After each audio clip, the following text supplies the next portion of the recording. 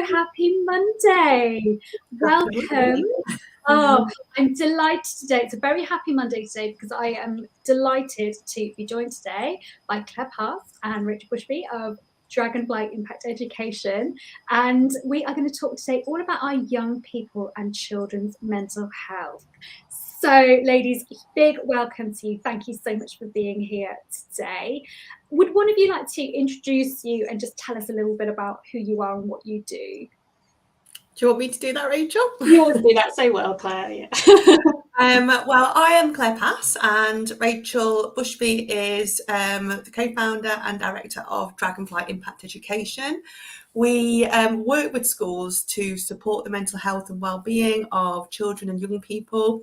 We provide resources and training for senior mental health leads in schools. And we are both teachers by trade. We met when we were working together. We were English teachers together for many, many years.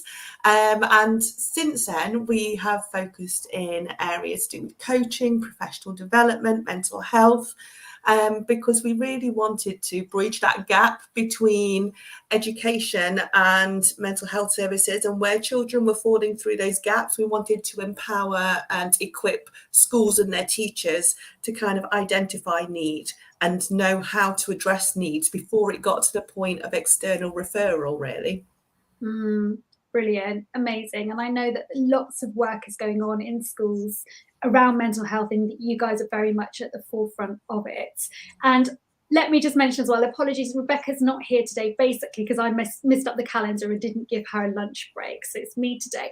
But as you guys will know, Rebecca and I were English teachers as well, combined 18 years in secondary English education. So we connect, really well with Claire and Rachael, and obviously love the work that you guys do. So I guess my first sort of question then really is, like, where do you think we're at with mental health and young people at the moment? I know that's a really, really big question, but we last spoke kind of a year ago, and we knew that there was a lot going on. It was just the beginning of the war with Ukraine, and we knew that our young people were really, really anxious. Where would you say we're at now with our young people? What's kind of going on in terms of mental health?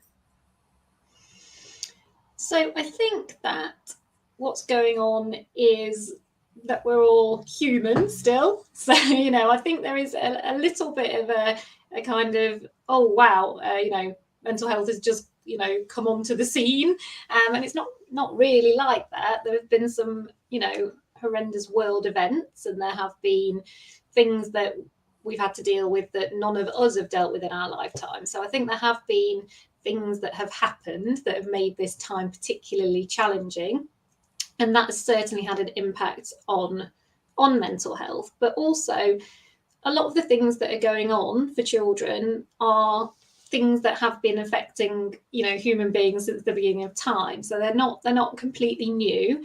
But I think it is about understanding that sometimes, pressures there can be a perfect storm, can't there? So things can all come at the same time. And that kind of level of overwhelm can be very, very difficult. And also I think that some of the things that are stabilizing factors, such as school, have not been a sort of consistent as they would be normally, due to the unrest of the last few years. So rather than necessarily a worsening of our kind of the status quo in terms of our mental health, I think there's been a destabilization of the things that support naturally support our mental health. And obviously we have kind of new challenges that, you know, like the digital sort of era brings. But again, I don't think those things are new necessarily in terms of our emotional, you know, the emotions that we've got to deal with them. I think that they are just different, and so potentially just need more understanding. And I think sometimes it's the understanding between us and our young people that needs some kind of connection. That's kind of where we like to sometimes start. Yeah, it's great. And we were talking before you came on today as well about the conveying the idea of hope and agency as well. Can you explain a little bit more about what you mean by hope and agency for our young people? Well, I'll let Claire pick up on hope in a minute, because Claire says wonderful things about hope. But for me, I think that, like I was saying, you know, if we just listen to the media, we would think that, you know, we might as well give up now, you know, that everything's awful, isn't it? And if that's all that our young people see and hear, then in a way we're putting those kind of pessimism goggles on them from the get-go, and they're just going to, that's all they're going to see. All they're going to see is that their future is going to be kind of, you know, dogged with you know, the woes of climate change and all of the things that potentially are big serious issues, but they're also, it's relative to them, to their life. We don't constantly live those big issues. We live the little moments from, you know, daily moments. And I think it's about making sure that they've got hope about where kind of happiness comes from and where it lies. And I'll, you know, Claire can talk about hope. But in terms of agency, if we're just giving these big messages of doom and gloom, and we're not sort of giving young people the feeling that they have any kind of self-determination, they have any kind of, like, you know, role in their own future, then again we're robbing them of that. And that's why everything we do has this coaching thread, because coaching is inherently about that. You know, in the DNA of coaching is this idea that we trust in you know, the individual. We trust they know that, you know, what's right for them, and that they will find solutions. But Claire, talk about hope, because I love it when you talk about hope. Oh, that really puts me on the spot now. Well, I hope I can do a good job talking about hope. But one of my favourite things I've learned about the process of hopefulness, which is a really safeguarding factor in terms of mental health, for us to feel a good level of well-being, we have to be able to feel hope and have to be able to feel hopeful about the future. That's so important to our well-being. But it's actually a cognitive process. It's not an emotion. So it's a thought process. So we talk about feeling hope, but it's actually a process that we go through in our minds, and the cognitive process of hope then leads to us feeling other things, but those emotions that are attached to hope are actually attached to the thought process of hope. And the way we can feel hopeful, like Rachael said, it's about self-efficacy. It's about our own belief in our ability to shape our futures and to shape, you know, the world around us. That's part of the thought process that leads to hope. And then that thought process of hope can lead to feelings of joy, can lead to feelings of pleasure, can lead to feelings of contentment and satisfaction, and all of those things that are so important to our well-being. And we gain self-efficacy, our belief in our ability to do things. We gain that through, you know, achieving small targets that we set for ourselves. So, like, very much that coaching model. And also we need to make children aware that, you know, they have the tools to do that, and show them how they can have the tools to do that. So equip them with the tools. We always say children need to be more resilient, but they can't be resilient or hopeful unless they are given the tools with which to build it. I love this. I could listen to you two all day, because I'm like, wow, you're so right. It's wonderful, because you're absolutely right. It's very easy to look at at young people as a whole at the moment and go, God, it's so depressing. Look at everything that they have to face coming out of the pandemic, war in Europe, climate change, all of this stuff. But actually, you're so right. When we put that coaching lens on, it reminds us that we are resourceful, that we can focus on what we can control, we can take action. And it's so important for our emotional well-being and for building our self-esteem as well. So it's such a positive message. And that links in so much with teaching as well, because it is like allowing your people to have those small successes, you know, like if you want to build them up in the long term as they kind of like work through, it's building in those small successes along the way. Yeah, and I think there's been so much recently, hasn't there, about the cognitive processes within learning, and that, that 80% success rate.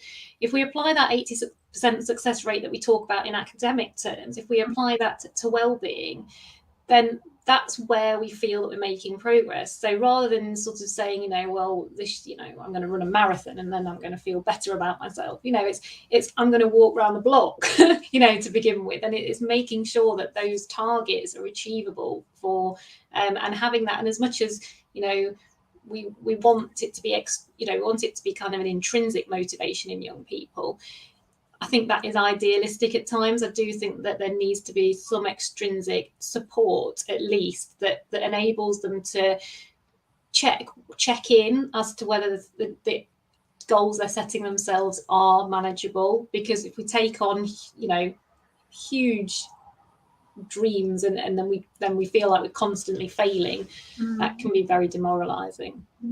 It's that importance of those small, manageable, achievable steps that we can make progress on. Love it. Okay, now if I go back to when I left the classroom in July 2019, all through my career, so I started teaching in the year 2000, so to July 2019, I'm thinking that the pastoral support in schools has always been there, some better than others, but pastoral support's always been there. But I think what's probably changed, or was changing as I left the classroom, changed now, is that schools increasingly have a mental health first aider or mental health lead in schools. And I know that you guys are doing a lot of work in that area. So for some of us who are on the call, who are parents and educators, you're probably familiar with that, but for some of us we won't be. So what is a mental health lead, and what does that mean in a school? A mental health lead is really somebody who is the point of contact for anything to do with mental health and has an overview of the mental health provision in the school.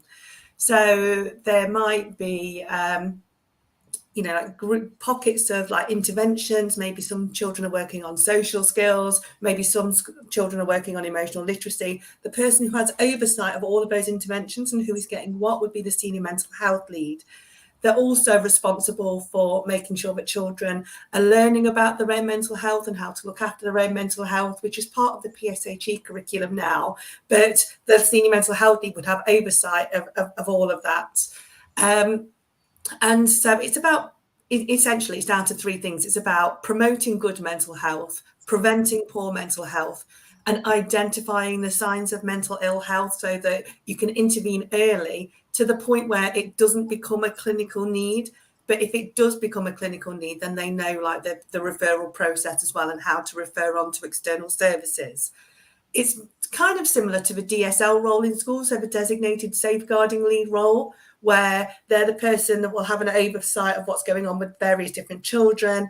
They will train staff to spot the signs of potential safeguarding concerns, and they'll refer, when necessary. But it's broader in its remit than a designated safeguarding lead as well, because it's also about promotion of good mental health, as well as that prevention and identification. Yeah, thank you for explaining. And it makes me so happy to know that role is, becoming a valued, recognised, important role for all of our schools. So part of the reason I've invited you to come speak to us today is because you have just got a new book out, haven't you? Which is written for mental health leads in schools. So could you tell us a little bit about who this book is for? So this book is for that practitioner that Claire's just described, who has it is a really broad role. It's the three things that obviously Claire's talked about, and it's for staff and students. So it's not just looking after pupils. There's a real sense that unless we're looking after the grown-ups, the adults that that nurture young people, then there's no way we can create a mentally healthy community. So it's broad. Okay. So this book, it's called Islands in the Stream. So the imagery around that is this idea of the mental health lead as a safe port, but it's also the idea, thank you very much. There's also the idea of the waters around the island, what are those like? And we talk about, we're ex-English teachers when we describe how we went about this, writing this book, but we think about the kind of is it confluence, Claire? Is that the right word? Yes. Of like two kind of rivers or water systems whereby children come to school, don't they, with all their experiences of home, and then they meet kind of society, and that's kind of a point of tension, I suppose, in terms of kind of the expectations and the beliefs and the cultural kind of norms that they experience. And so we talk very much in this book about how the senior mental health lead takes all those influences for all of the people in the community and creates a strategic approach to mental health that is going to benefit everybody, and we very much acknowledge that this is not a input-output system. This is not you put this in and you'll get this out. It's very much you might need to try this, then you might need to try that, and you don't know. It's messy, isn't it, with human emotions? So but it's reassurance that we're there, we support you, we work with lots of I think we've got about 350 senior mental health leads at the moment working with us. So we put people in touch, we help them network, and the book is just there as an aid memoir, I think, to, if you want to just refer to ideas about how to approach this, how to approach that. Amazing, thank you. And because it's a new role, it's a relatively new role as well. This work is relatively new, isn't it? There's no kind of, manual or sort of precedent about how to do this work. And I know from being in education for a long time, a lot of how we learn to do a job is like, well, how was it done before? How has it always been done? Or like, what did we do last year? There's all of that kind of always like that inherited knowledge. And I think it's really brave for somebody to step into that role of mental health lead and to know it's new territory and to know that the challenges are maybe going to be kind of unexpected. It's a really, I think it's a really brilliant change and a really brilliant addition and very important in education, but kind of probably quite brave, I imagine, to sort of step in and decide to be the person to take on that role. When people first start, they feel like very overwhelmed because of all of those things you've just said. That's generally our experience of people coming into the course. And then they really quickly realise, hang on a minute, we're already actually doing so much, because like you said, schools have always looked after students' pastoral care, like they've always tried to look after the whole child. And so it's very much about taking an audit to start with, taking a stock of what schools already do, because the strategic approach is about looking at actually, what we are already doing, what's really effective, what can we keep, and is there anything that's not so effective that we might want to stop doing to enable staff to do, other things. And so it's more about auditing what's working really well and being more strategic and thoughtful about it, rather than adding lots of new stuff in, because most schools, like you say, will have so much support offered already. Yeah. Okay. Amazing. So this would be a great book to give as a gift to your school or to your mental health lead, or if you're an educator, you're already in school. Have you got this book in your library? Have you got this book in your toolkit? So I know it's on Amazon Kindle because I've downloaded it on Amazon Kindle. Really excited to read. Is it out in paperback yet? It is. It's out on paperback now too. It came out behind me on the shelf, Sarah. It's the blue on the shelf. Yeah, so the blue and yellow and orange one. Blue and yellow and orange. Yeah, you can see very it. strategically placed, Rachel. Yeah. There's one at that angle if you've noticed. Great. And we had our first review last week as well. And we were so overjoyed. It was wonderful. And they said it was a very easy read. So we were really pleased about that, because we wanted something that was really accessible and a really kind of easy to read style, something that's usable but not heavy. Amazing, amazing. That's great. So I've put the link into the bottom here. If you've got any questions, if you're watching this on replay later and you think, oh, I'd really love to ask questions to Rachel or to Claire, what's the best way to contact you ladies? Best way is either on social media, so we're on Instagram, Facebook and Twitter at Dragonfly Impact, or you can email us at info@dragonflyimpact.co.uk. Perfect, thank you. So if you're thinking, oh, do you know what, this would be great for my school, let's see what I can do to support my school in this, you know, massively important work of mental health, then do make sure that you contact Claire and Rachel, Dragonfly Impact, to get some more information. And I was just, before we came on to the live as well, I was just saying to Claire, and I messaged Rachel on Friday night, I was sitting there on Friday night reading the newsletter from my children's school, and the school that I used to work at as well. And there was some really great advice in this newsletter, all about how to talk to your boys about Andrew Tate. And I was like, this is really, really good. And so I read it. And then I got to the bottom, and guess whose name was on the bottom? Dragonfly Impact. And I was like, yes, I'm so proud of you, the work you're doing. It's so important, so impactful. So thank you, ladies, for being with us today. And thank you so much for the work you do. I think you're amazing. Oh, thank you for having us. We always love chatting. Thanks for being here. Thanks for your time. Any questions, you can pop them either to us at the Catalyst, we can forward them on, or do make sure you get over and connect with Dragonfly on their socials as well. All right. Thank you, everyone. Bye.